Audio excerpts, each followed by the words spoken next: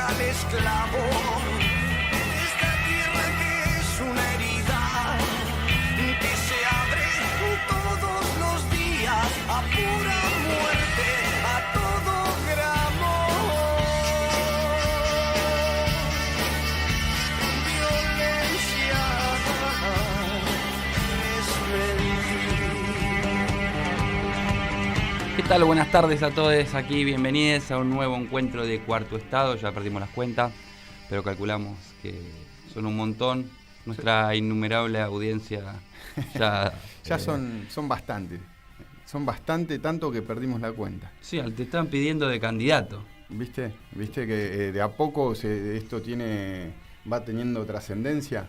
Te quieren de cosas. Para mí tendría... esto se trataba. Para mí, ¿cómo se llama? A Gabriela Cerruti la matás vos. Sí, no tengas duda. Te plantás ahí como... No tengas duda.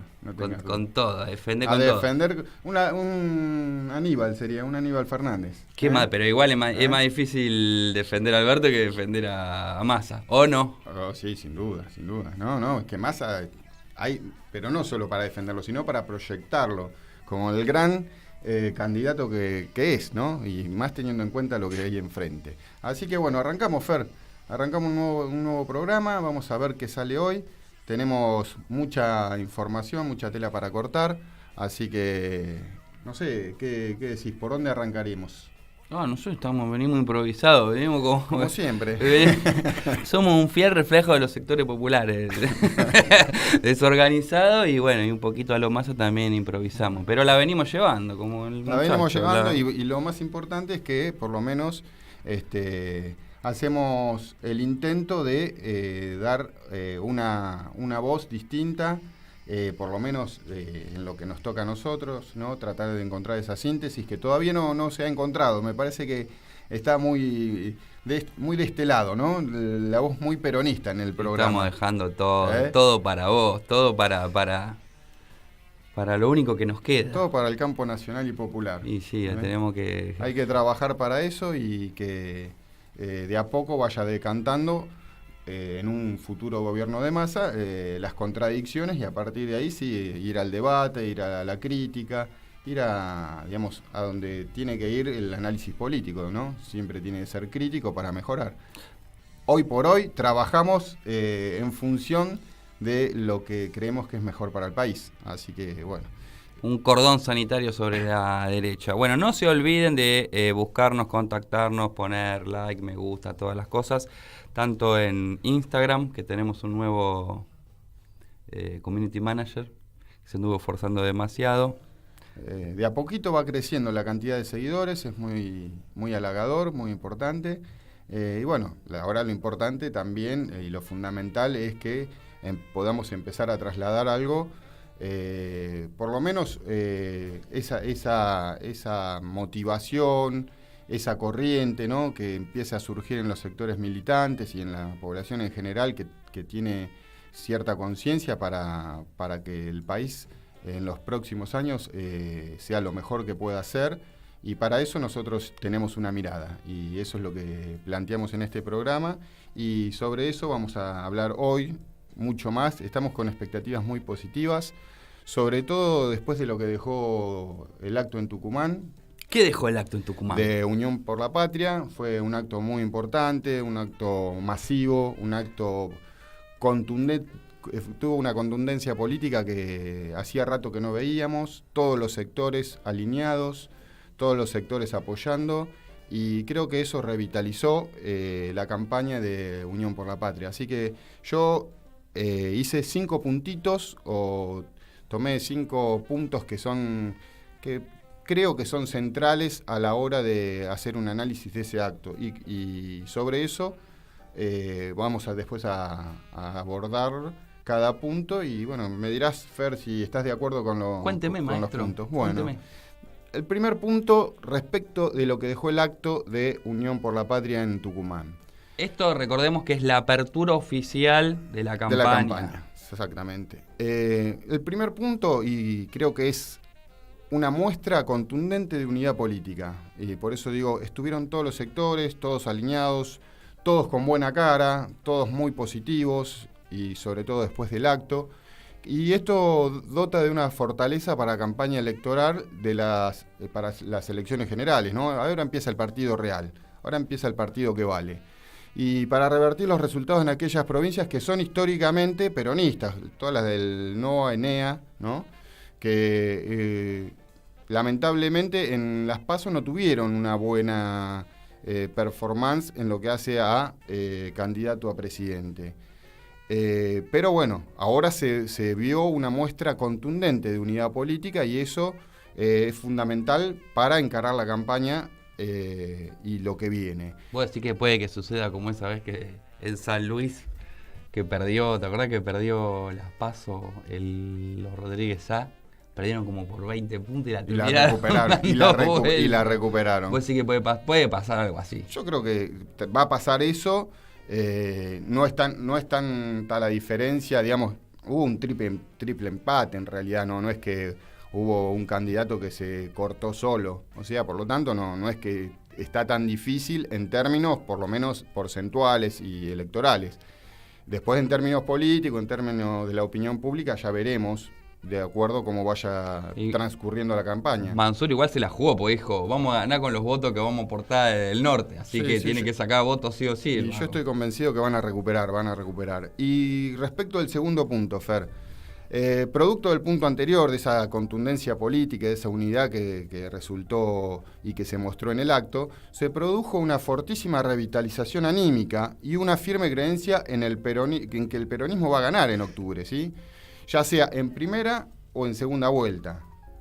Creo que se produjo ahí algo muy emocional colectivamente, y que revitalizó las esperanzas y las expectativas no solo de la dirigencia que estuvo allí, sino de todos los simpatizantes, de todos los militantes que adherimos a Unión por la Patria, ¿no? Creo que veníamos medio cabizbajos, veníamos en cierta manera confundidos, y creo que esto nos aclaró un poco el panorama y nos mostró que en realidad ahora todo depende de nosotros, más teniendo en cuenta que el candidato se liberó, ¿no? El candidato ahora es candidato y lo está empezando a mostrar. Como tercer punto, Fernando, una consolidación de Sergio Massa como conductor del proceso político y económico que viene en la Argentina, ¿sí? Y eso es lo que el candidato está mostrando, que va a hacer ese proceso y va a llevar adelante ese proceso, ¿no?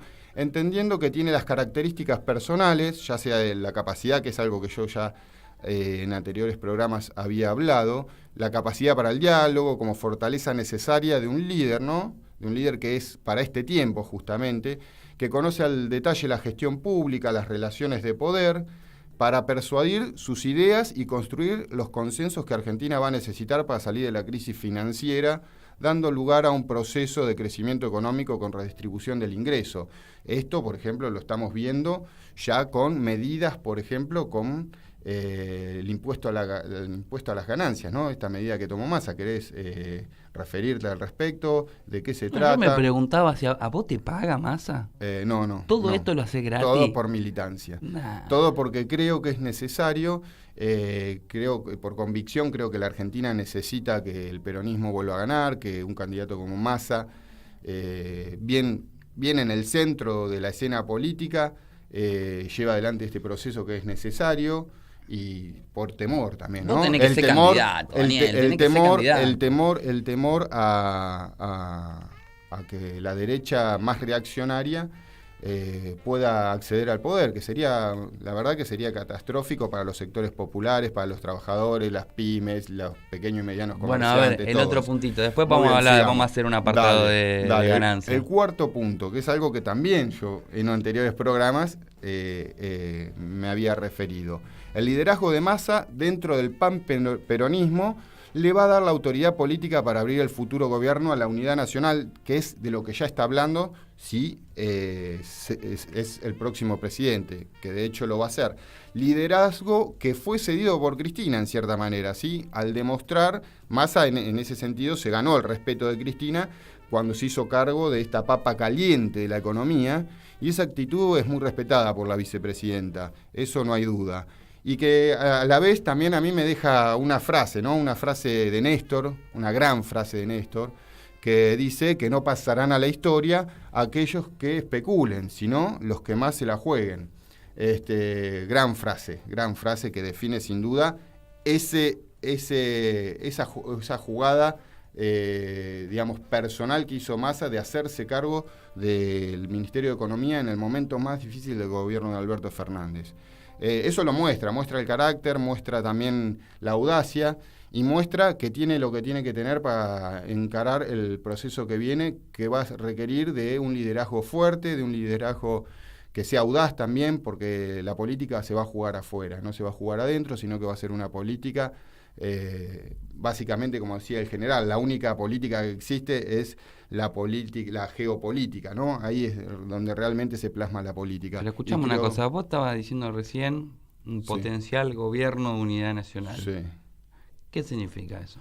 Significa que es, digamos... Significa que vas a incorporar otros sectores. Se va a incorporar otros sectores, se va a tratar de ampliar la base de sustentación política. Esto significa que allí van a estar obviamente los pequeños y medianos empresarios, los comerciantes, van a estar el sector del trabajo, va a estar también los sectores digamos, sociales, ¿no? De los movimientos sociales van a estar allí también. Ya de hecho la foto fue elocuente en Tucumán. Pero eso ya está en el gobierno actual. Sí, no es un gobierno de unidad nacional. ¿Qué bien. significa un gobierno de unidad nacional? Y además de eso, además de lo que ya cuenta, ¿no? El espacio político que representa Massa, también abrir el juego quizás a otros adversarios políticos de otros partidos, abriéndole quizás el juego al radicalismo también, a cierto sector del radicalismo que cree en la industria nacional, que cree en lo mismo que creemos nosotros, en cierta manera, con quizás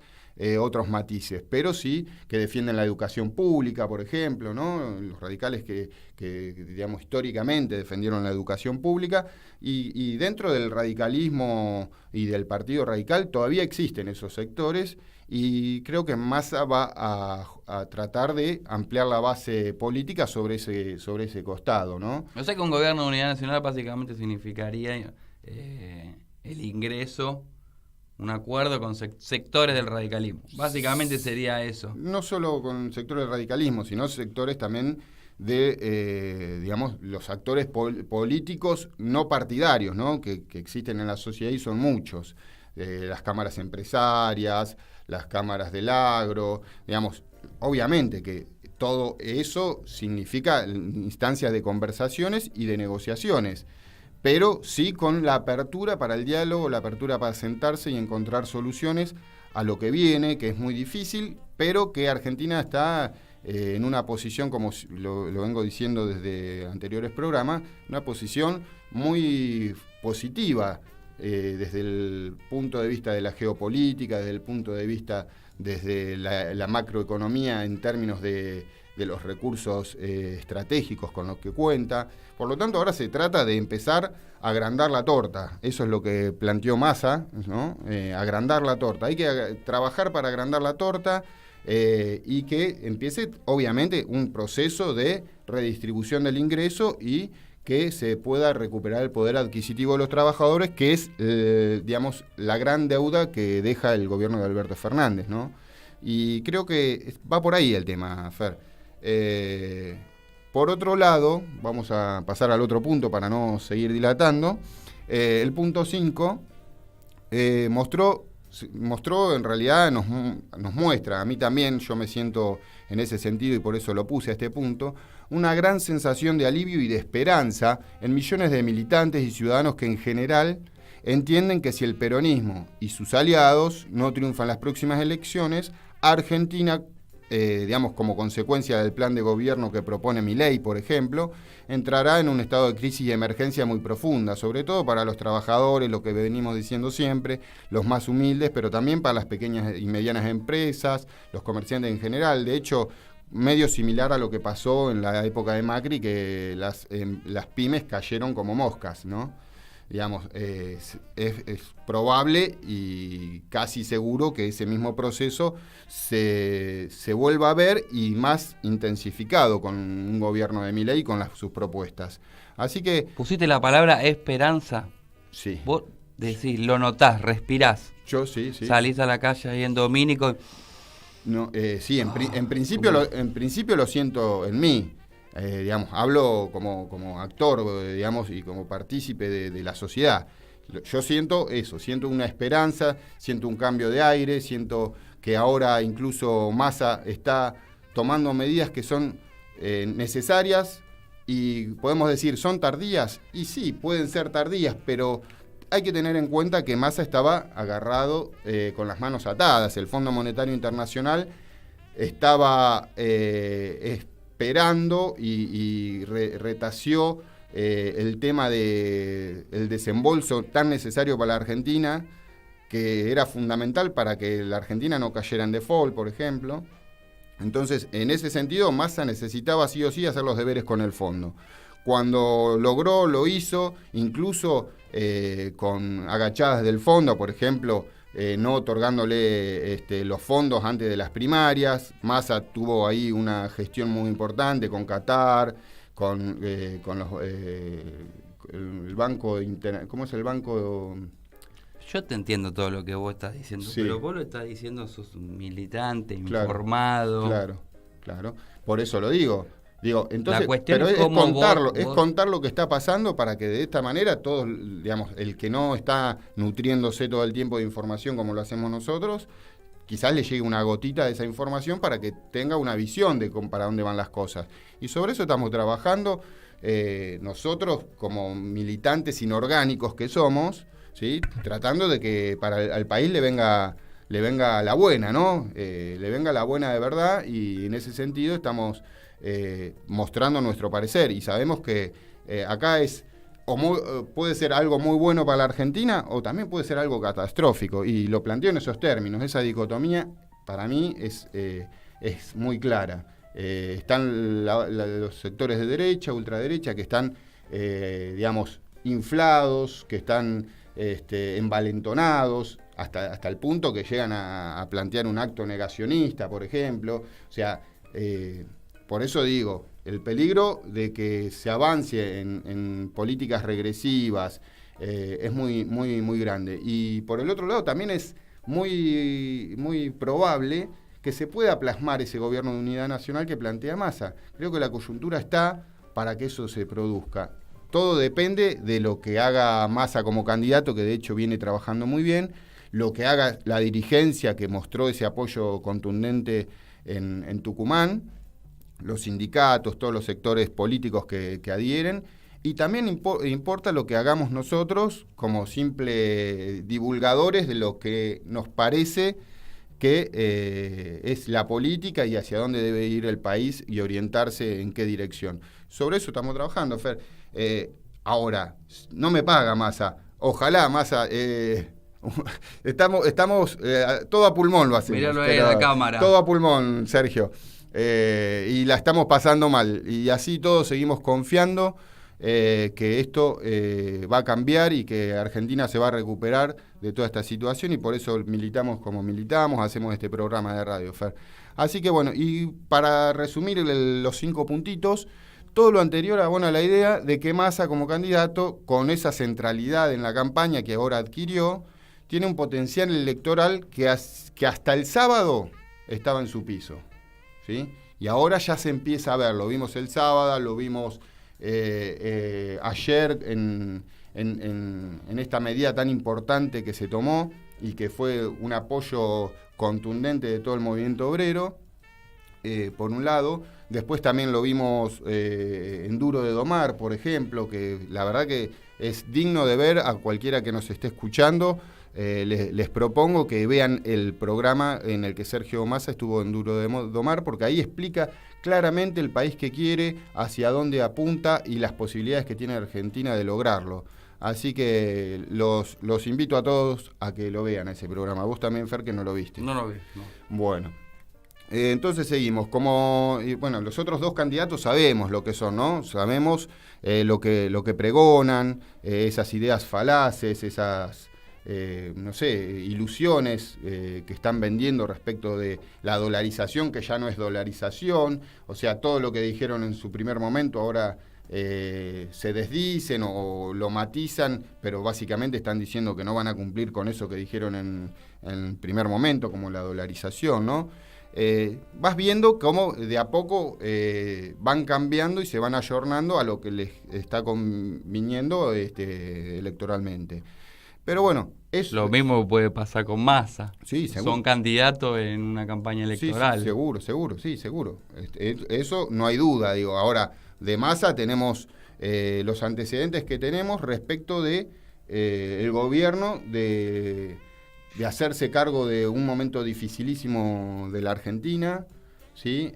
Tenemos ese antecedente, tenemos también la fortaleza de que es un político que viene trabajando y formándose para construir, digamos, un liderazgo, para construir una apertura mental que pueda lograr abarcar a sectores muchas veces quizás antagónicos, pero tratar de lograr esos puentes necesarios para toda sociedad, ¿sí? Entonces creo que en ese sentido Massa tiene un plus desde mi punto de vista, por supuesto, que los otros candidatos no tienen. De hecho, compará cuando Massa habla de economía con Patricia Bullrich, ¿no?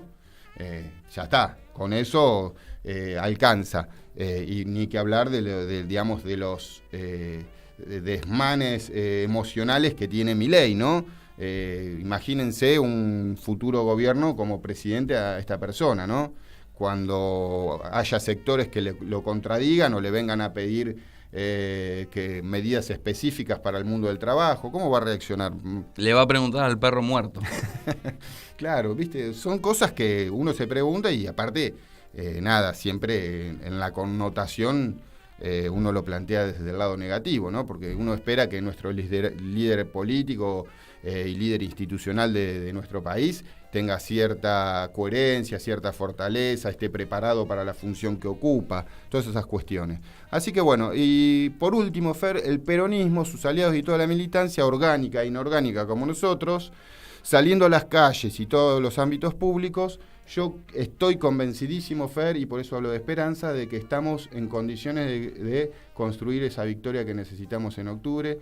Necesitamos empezar a hablar, como venimos diciendo en anteriores programas, hablar con la gente y plantear esto. Argentina tiene un escenario formidable si lo ponemos en un gobierno que defienda los intereses nacionales y no en gobiernos que, como ya está planteando, por ejemplo, la candidata de Milei, sí, creo que va al Ministerio de Seguridad o algo por el estilo, o Defensa, ¿quién? Que plantea que las Islas Malvinas, Mondino. Diana Mondino. Que plantea que las Malvinas directamente hay que reconocerle los derechos a los kelpers, ¿no? O sea, gente que fue implantada por Inglaterra. Esta persona dice que lo reconozcamos como originarios. Una locura. Es rarísimo el nacionalismo de los sectores que supuestamente son ultranacionalistas en la Argentina, ¿no? La fuerza, los milicos, supuestamente son los más nacionalistas. Son los siempre son. ¿Cómo vas a tener a Victoria Villarruel, que se supone que es la representante de todos esos sectores? Y ponen una mina a decir, el nacionalismo argentino es una cosa delirante. Pero no hay que confundir, porque el hecho de que tenga nexos con cierto sector del de las Fuerzas Armadas, del Ejército, lo que sea, no hace que sea nacionalista, ¿no? Porque dentro de esos sectores castrenses también hay posiciones divergentes, hay pluralidad, ¿no? Entonces, yo creo que sí, que dentro de las Fuerzas Armadas hay sectores nacionalistas que no están de acuerdo y que no responden a estos sectores. Bueno, puede ser, seguramente, pero digamos, lo que ha cristalizado en el desarrollo histórico argentino, que son las Fuerzas Armadas, en sus diferentes golpes de Estado, por ejemplo, que cuando tomaron el poder, nunca han tomado medidas, digamos, de corte nacionalista, sino por lo general, salvo en el peronismo. Salvo en el peronismo. Tenemos que decir que el peronismo también surgió de ahí, y siempre se nutrió también de muchos sectores de las Fuerzas Armadas, y que hay un pensamiento nacionalista aún hoy vivo. Un ejemplo de esto, por ejemplo, a este general que lo defenestraron, lo destrozaron, ¿sí? Que era Milani, ¿sí? Eso te demuestra que todavía hay sectores dentro de las Fuerzas Armadas que tienen un pensamiento nacionalista, pero bueno. Yo desconozco eso. No sé si estaría tan de acuerdo, digamos, en ese sentido.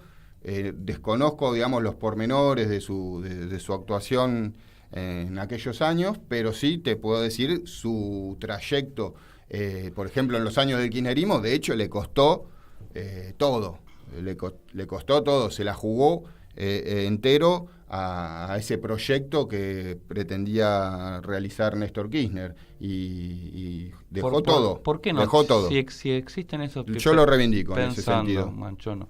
Si existen estos sectores nacionalistas, por ejemplo, al interior de las Fuerzas Armadas, digamos, ¿por qué no se cristalizan? ¿Por qué uno no los puede ver como si podés ver a los otros? Y lo que pasa que también vos tenés que ver que están, digamos, si hay un nacionalismo democrático, digamos, tienen que no pueden plantarse con una posición política. No lo pueden. ¿Y por qué no? Porque de hecho su rol institucional no lo permite. ¿Sí? El hecho que después haya un presidente, un comandante en jefe que plasma un proyecto de país industrializador con las Fuerzas Armadas cumpliendo la función que deben cumplir por mandato constitucional, y ayornándose a ese proyecto, ya está. Eso es lo que demuestra su adhesión básicamente al rol que tiene que cumplir, como manda bien la Constitución, ¿no? Defender los intereses nacionales y la defensa de nuestro país. Así que bueno, por ahí vamos, Fer.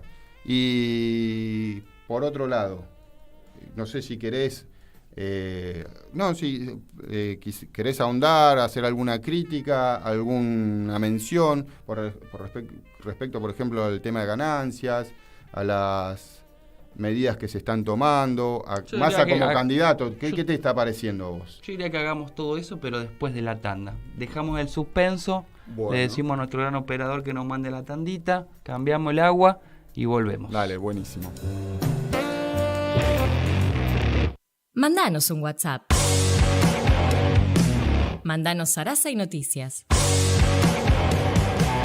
11 65 16 44 46. Y la culpa no era mía, ni dónde estaba, ni cómo decía. Somos nosotras.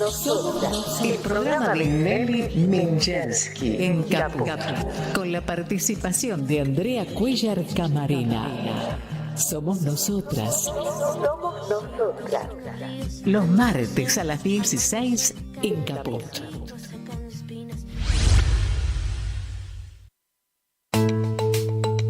¿Cómo podemos cuidar a nuestras y nuestros jóvenes? Hagamos un acuerdo entre adultos, que las y los jóvenes no se queden en soledad. Estemos cerca para escuchar y acompañar. Que no se queden sin adultos y adultas para conversar. Promovamos encuentros entre pares y prácticas de cuidados. Generemos espacios de escucha e intercambio, sin juzgar. Armemos espacios de encuentro para proponer otras dinámicas de celebración. Ofrezcamos información, escucha atenta y cuidado. Acompañemos a las juventudes. Los cuidados son colectivos. Cedronar. Morón es más prevención. Ante cualquier emergencia, ahora podés pedir presencia de policía, SAME o bomberos con un solo clic. Descarga la aplicación Morón Alerta y un móvil se acercará inmediatamente a donde estés. No lo dudes. Morón Alerta, en la tienda de tu celular. Municipio de Morón, corazón del oeste. Un problema, un alivio. Que nadie nos escuche. Los martes a las 6 de la tarde. Que nadie nos escuche. Que nadie nos escuche. En Caput. Manda un mensaje de WhatsApp al 11 3205 8813. Infosiberia. Las noticias en tu celular. Manda un mensaje de WhatsApp y recibilo gratis todas las mañanas. Infosiberia. Las noticias en tu celular. Noticias. Política. Alberto Fernández defendió el multilateralismo y pidió replicar el modelo de paz latinoamericano en el mundo. El presidente formuló estas consideraciones al encabezar la apertura de la segunda conferencia de América Latina y del Caribe sobre operaciones de paz de la Organización de las Naciones Unidas que se desarrolla en el edificio Libertador en la capital federal. En ese ámbito, el jefe de Estado llamó también a respetar los derechos y obligaciones de la Carta de la ONU como si fuera una constitución mundial. Argentina, y este gobierno particularmente, siempre ha creído en el multilateralismo. Siempre ha creído en la necesidad de respetar el multilateralismo. El multilateralismo supone que somos iguales y que tenemos derechos a vincularnos con quien querramos, en condiciones de igualdad. Y que no podemos ser atacados y cuestionados por eso. Puedo hablar con Xi Jinping, puedo hablar con Putin y puedo hablar con Biden. Y nadie puede cuestionarme eso. Nadie. Y puedo ser parte del BRICS y nadie puede cuestionarme eso. Y no dejo ser parte de Occidente porque culturalmente lo soy, por ser parte de los BRICS. Nadie puede cuestionar eso. Eso es el multilateralismo. Y el multilateralismo nos exige respeto. ¿Respeto a qué? A los principios de las Naciones Unidas, que es la carta común que tenemos como sistema mundial. Buenos Aires. Kicillof resaltó que hoy la provincia alcanzará los 180 nuevos edificios educativos. El gobernador así lo enfatizó tras inaugurar esta mañana 2 jardines de infantes en la localidad de Lanús, que se suman a otro ubicado en Almirante Brown, mientras que para esta tarde encabezará otro acto similar en Punta Indio.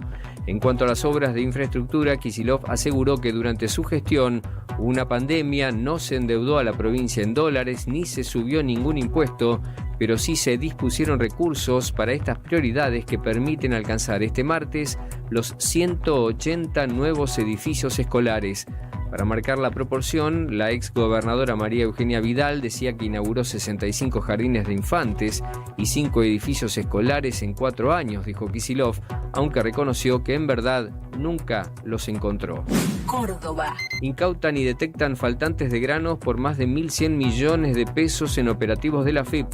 En uno de los procedimientos, en un feedlot al sur de la provincia, se incautaron 6.930 toneladas de cereal valuadas en 698 millones debido a que los propietarios no estaban inscriptos en el Sistema Integrado Simplificado Agrícola ni tenían documentación respaldatoria de la mercadería. En otro operativo, en la localidad cordobesa de Las Peñas, el organismo detectó en otro feedlot que el stock de granos utilizados como alimento para los animales almacenado en los silos era inferior al declarado. Las diferencias en el volumen de la mercadería ascendían a 8.000 toneladas de maíz, 218 toneladas de soja y 171 toneladas de sorgo, valuadas en total en 450 millones de pesos. Más información en telam.com.ar. Telam. 78 años de historia avalan nuestro presente. Proyectan nuestro futuro. Telam. Tan nuestra. Tan argentina. www.telam.com.ar.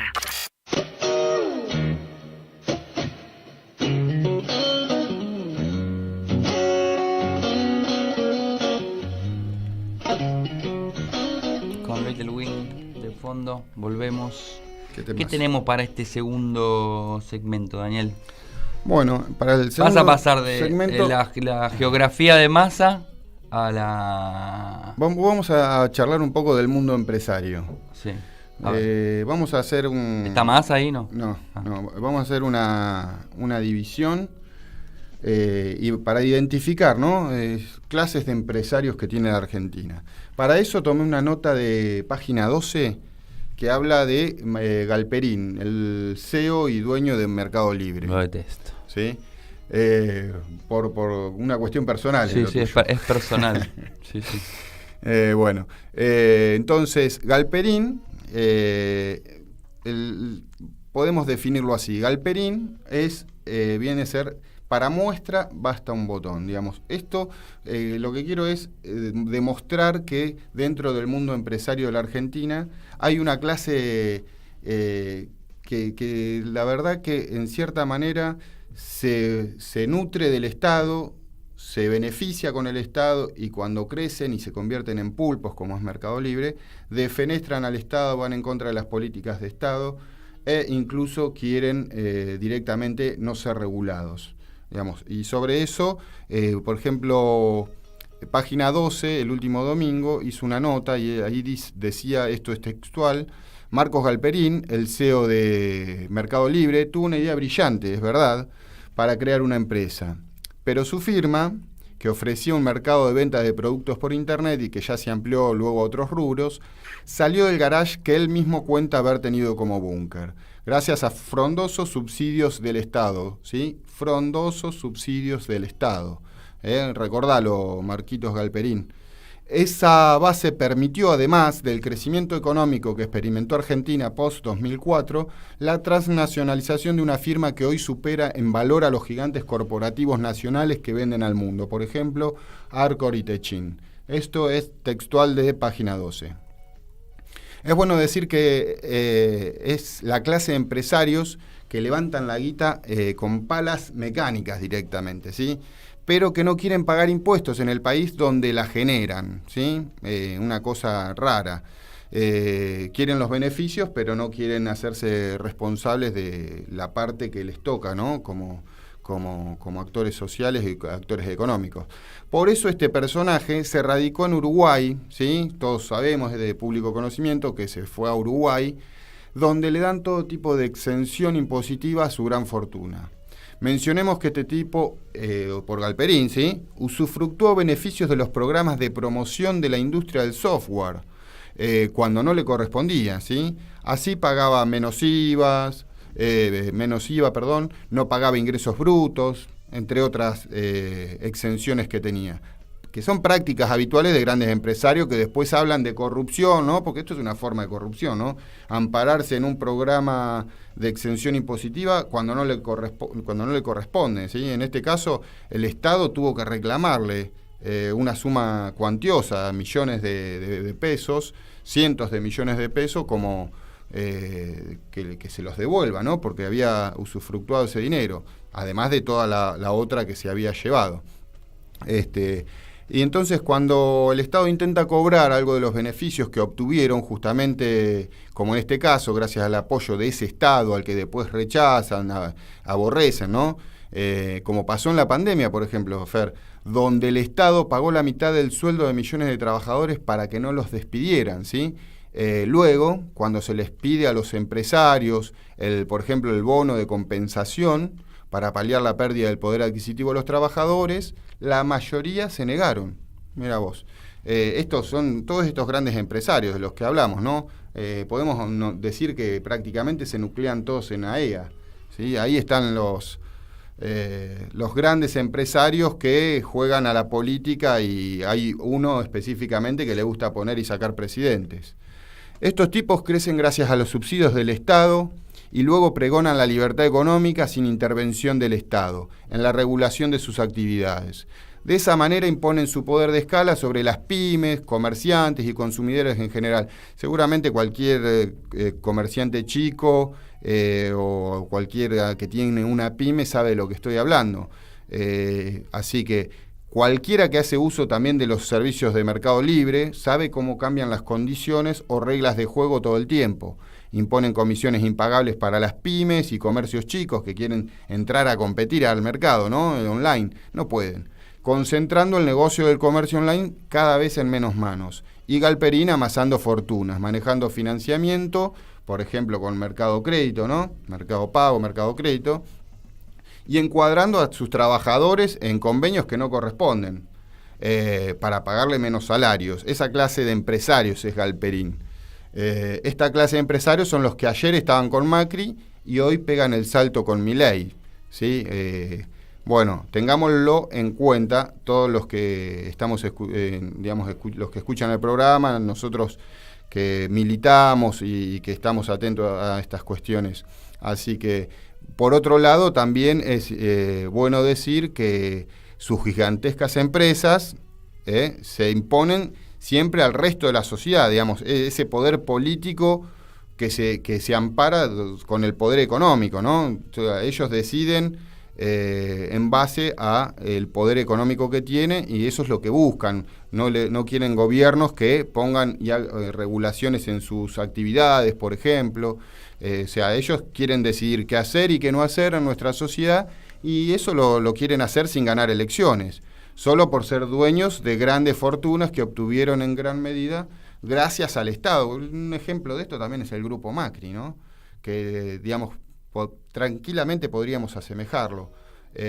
Bueno, y por otro lado, también se quieren sacar de encima a la política, en este caso con Milei como mascarón de proa. Por eso es el peligro también de este candidato de Milei, ¿no? Que está, digamos, nutriéndose de esos sectores, de grandes sectores empresarios que, digamos, no quieren ser regulados en sus actividades, y justamente lo que necesita la Argentina es empezar a regular y a plasmar reglas del juego más claras, reglas de juego que nos contengan a todos, y no, digamos, que estos pulpos gigantes económicos avasallen a todo actor económico que no tiene sus dimensiones. Así estamos en este sentido con los grandes empresarios, y todo bien con los empresarios, ¿sí? No soy antiempresario, de hecho... yo tengo un amigo empresario. De hecho, mi papá era empresario, mi papá adoptivo era empresario, y crecí, digamos, en la empresa de mi padre, y o sea que tengo un cariño por los empresarios. Ahora, una cosa son los empresarios que tienen responsabilidad con el entorno en el que viven, y otros son los que son buitres, ¿no? Que vienen y... ¿Qué empresario tiene responsabilidad con el entorno en el que vive? Hay muchos, pero de hecho, con solo caminar todo el mundo de las pequeñas y medianas empresas es notorio. Entonces me pregunto, ¿cabe denominar de la misma manera a un tipo como tu viejo que tenía un negocito, digamos, con lo que vos acabas de... No, sin duda, y por eso es el tenor de esta nota tiene que ver con eso, con empezar a diferenciar, y que la sociedad también empiece a diferenciar eso, en términos de decir, bueno, a ver, una cosa son los empresarios que tienen vocación de un proyecto de país, de un proyecto productivo, en donde todas las unidades productivas y todas las empresas empiezan a interrelacionarse de una forma positiva para lograr, digamos, un volumen exportador, por ejemplo, ¿no? Están las de mercado interno, pero también podés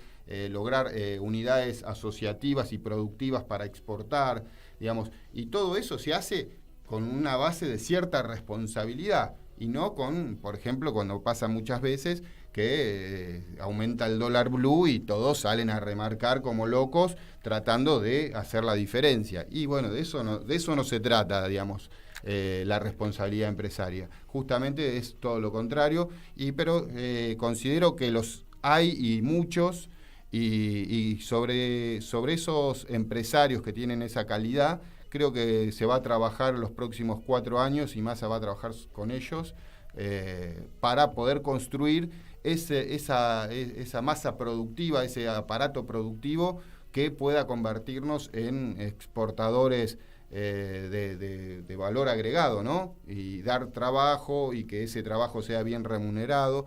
Sobre eso hay que trabajar, pero bueno, también, por eso digo, hay que distinguir y hay que tener cuidado cuando estos sectores empresarios salen a dar su opinión como si fuesen grandes autoridades éticas para hablar de cuestión, por ejemplo, de que se llenan la boca hablando de corrupción, cuando en realidad acá vemos un claro ejemplo de cómo se abusan de programas del gobierno para encuadrarse en programas que no le corresponden.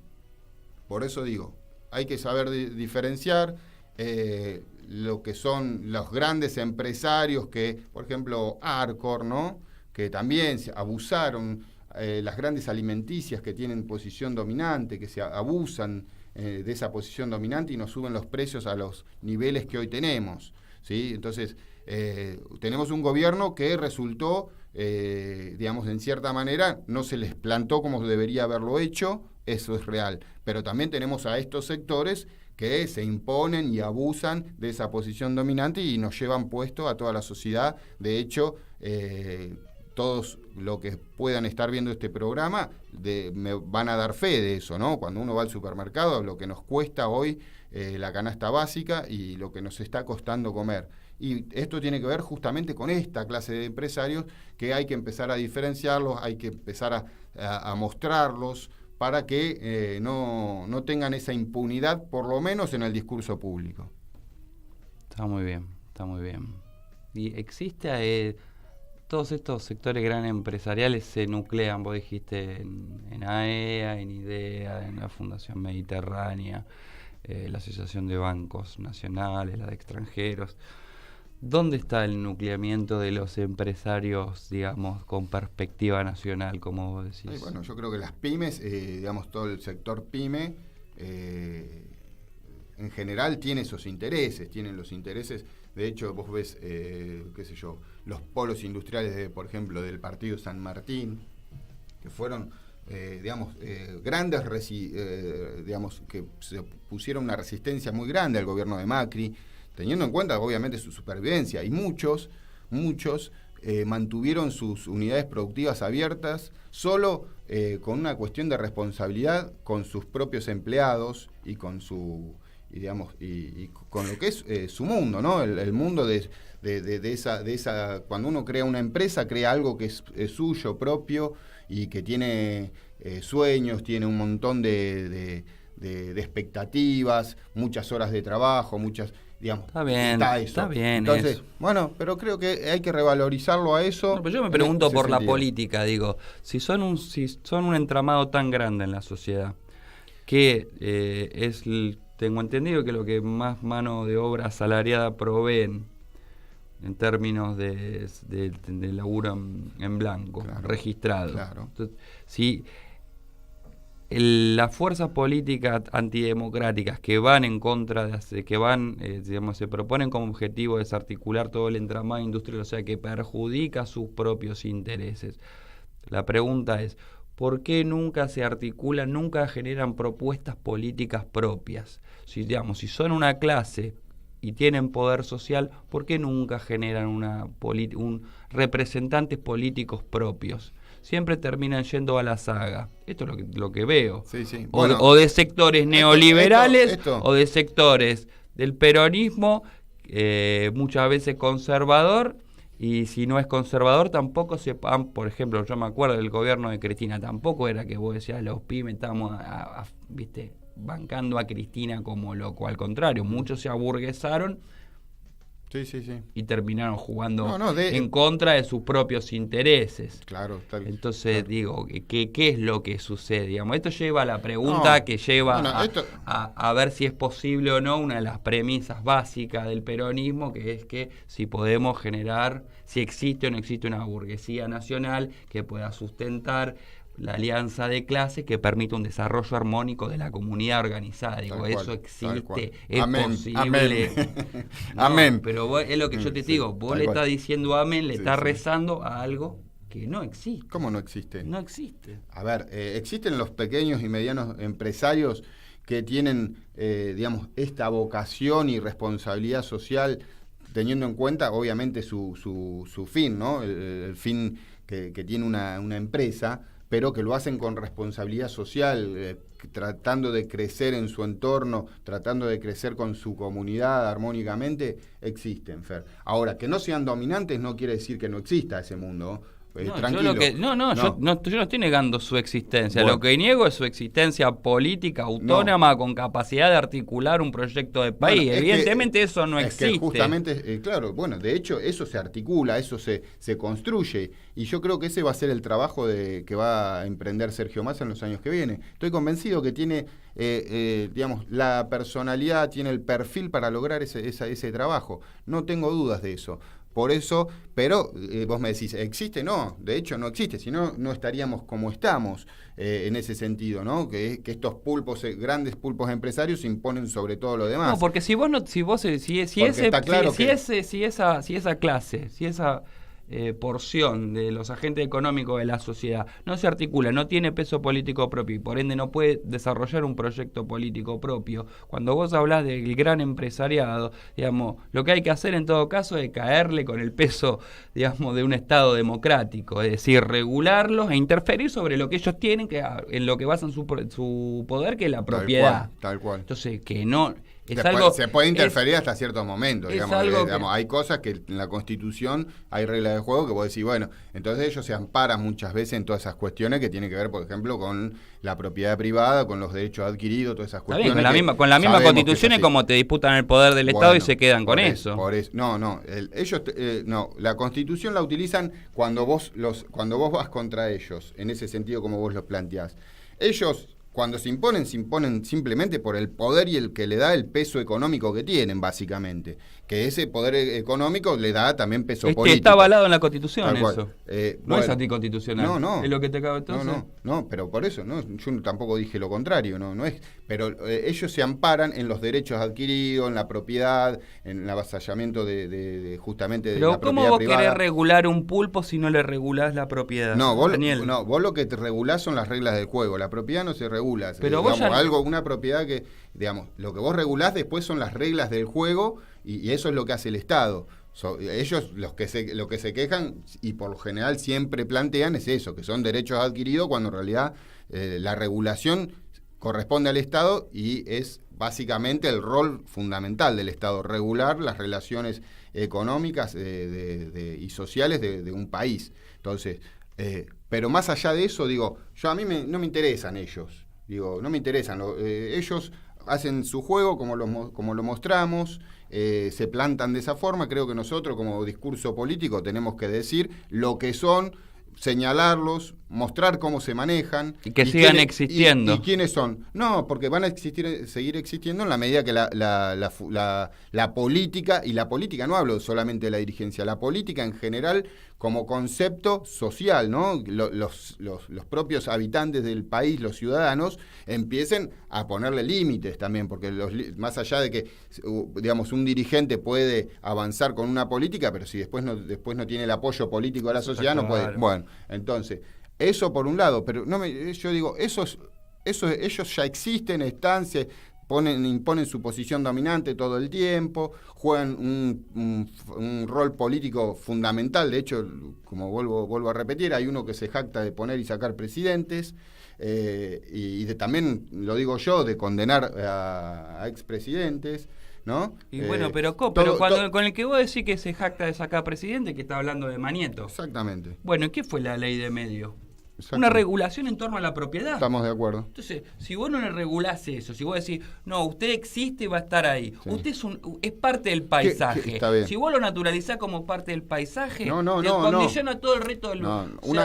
Es imposible que si vos no tenés una política para democratizar que ni siquiera es esos sectores. La democratización de la sociedad tiene que ver con una interferencia en torno a los grandes poderes, porque son ellos los que te intervienen en la sociedad y en el Estado para llevarse todo. Estamos de acuerdo. Entonces, ¿qué es lo que te intervienen sobre tu propia propiedad? Porque ¿qué es tu salario? ¿Vos qué haces, viejo?